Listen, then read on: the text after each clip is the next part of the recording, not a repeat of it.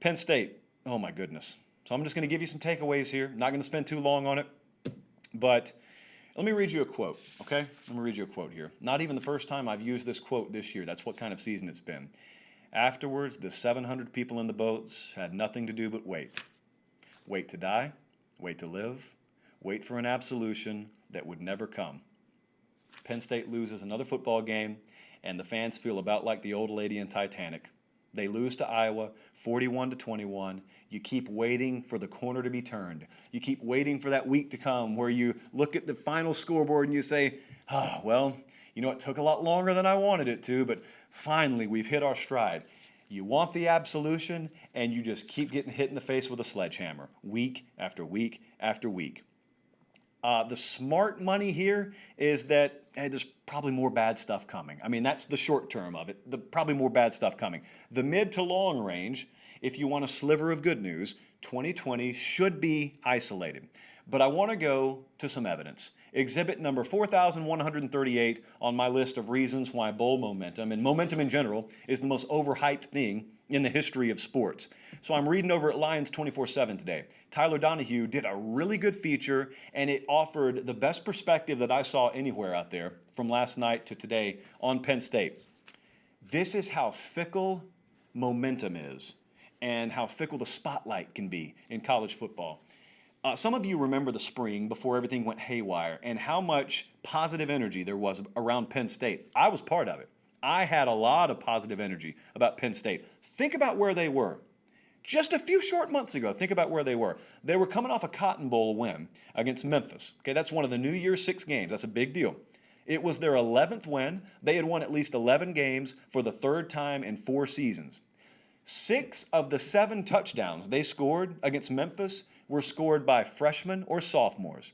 They were looking at back-to-back top 10 classes that were already starting to pay off, all those freshmen and sophomores contributing.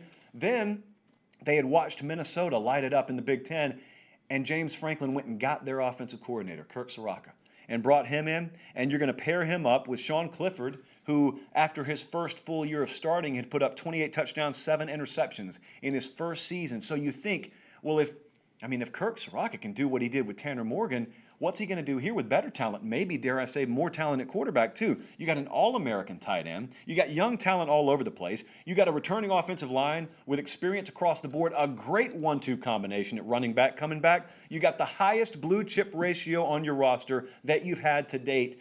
How many programs outside of the major elites, how many other programs out there seemed more equipped, considering what I just read you off this list, to maybe potentially either knock on the door of elite status or at the very least be a runner-up and be the very next program at the top of Tier 2? That was Penn State. That was where they were.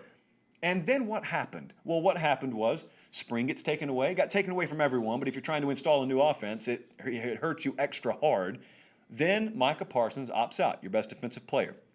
Then Journey Brown, one of those 1-2 punches at running back, he's gone. Noah Cain's gone. That's the number 2 in the 1-2 punch. He's out in the first game of the year. Then Indiana ambushed them in week 1. They outplayed Indiana. They got beat by Indiana. That's what matters. And then there was Ohio State in week 2.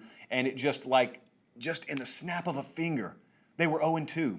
And the season went off the rails. It happens that quick. They were in a really unique spot. They were 0-2, and for a team that was supposed to contend, that's the most important thing to remember. This wasn't a team whose goal was to, make a bowl or just make sure we're above 500. They thought they were Big Ten championship contenders.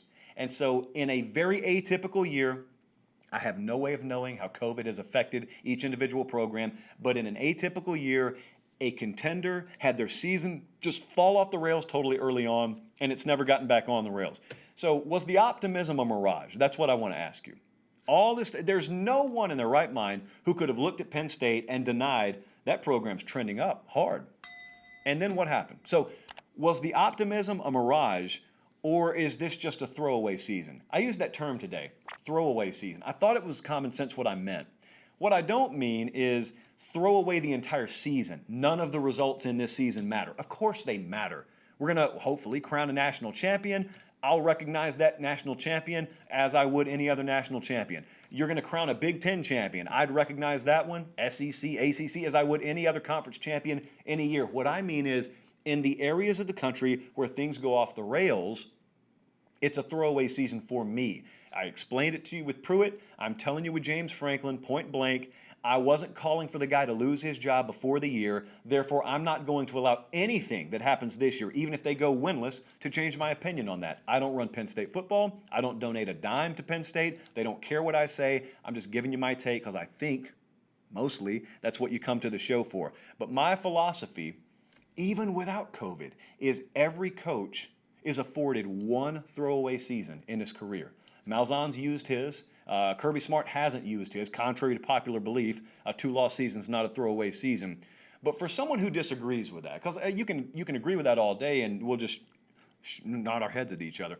For people who disagree with that and are actually suggesting that this guy should be out of a job because of what's happened this year, I just want to ask you something. We don't need to fight about it. Just hear me out. Let's talk it through to a logical conclusion. You tell me what's more likely, because I just gave you my train of thought. It's not excusing the result. It's explaining the result and understanding these are very atypical external factors that no football coach has ever had to deal with before or hopefully will ever have to deal with after. So you tell me what's more likely. Everything about Penn State and James Franklin magically just evaporated and eroded in one offseason, or 2020 is unique and disproportionate in its impact program to program. I think the latter is much more likely than the former. If I thought this guy had lost it, if I thought the program had lost it, if I thought that those 3 11-win seasons in 4 years, if I thought all that was just gone, I'd tell you, I don't think that's gone. I honestly think this program will be fine. Even if they don't win a game this year, I think they'll be fine next year moving forward. They, like many programs out there, are a quarterback away from being a contender.